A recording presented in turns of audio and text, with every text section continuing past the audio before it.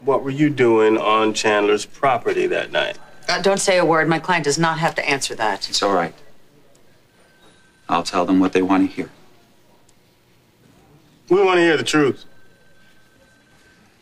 Actually, I was there when Stuart was killed. Okay, that's enough. My client does not have to answer any... It's time for all of this to come out. Some of you will like what I have to say. Some of you will not. I was in the Chandler tunnels, at the panel door that leads right into the parlor. I had another gun, one that I had stashed in the tunnels when I was hiding out there. I pointed the gun at Adam, but just as I was about to take a shot, I thought about my children, and I just couldn't go through with it. So I made my way through the tunnels out into the garden. That's when I heard the gunshot. So I looked back toward the house, and it was at that moment I saw someone running toward me. I went to hide in the bushes. That person tripped. I looked up. It turned out to be Kendall. That's why you found my shoe print at the scene. Okay, my client has answered all of your questions. He should be free to go unless you have any other evidence against him. What do you think, Chief?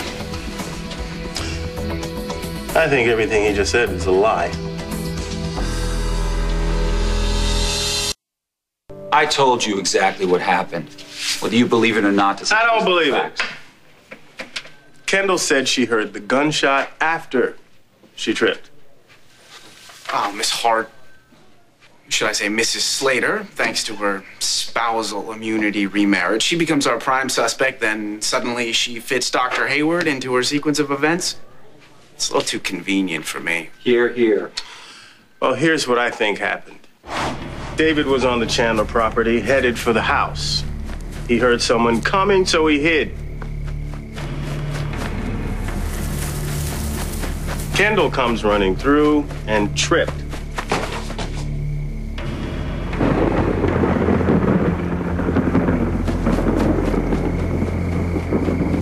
Hayward gets up and heads for the house.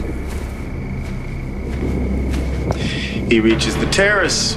He sees the gun that Kendall drops because she can't go through with shooting Adam.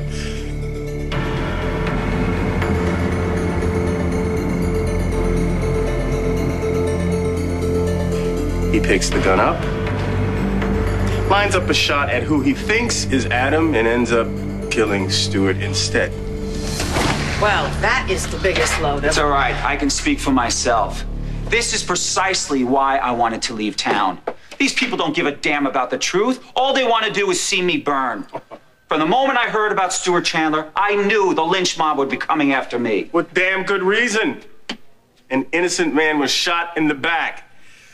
I don't know. For me, it's got Hayward written all over it. Oh, good. Now we can put defamation of character on with false imprisonment and harassment. Easy, counselor. Let me tell you something. I would be the first one to admit that I am no saint. But I did not shoot Stuart Chandler. However, the chief is right about one thing. I haven't been completely honest. You lied to the police. Okay, you don't have to say a word. No, I want to set the record straight. Go ahead, Dr. Hayward. I already told you that what stopped me from shooting Adam was the thought of my children. And that is true. It certainly gave me pause. But there was something else that prevented me from shooting Adam that night. I didn't have a clean shot. David. So I took the tunnel that goes directly under the parlor out into the garden in the hopes that I could line up a cleaner shot. But before I could make my way to the terrace, that's when I heard the gunshot. Someone else beat me to it. Someone else took that shot. And that's when I looked up and I saw Kendall running toward me. Coming from the terrace? Yes, that's right. But I also saw someone else. Who? I made my way to the terrace to look inside the parlor, and standing over Stuart's dead body was Liza.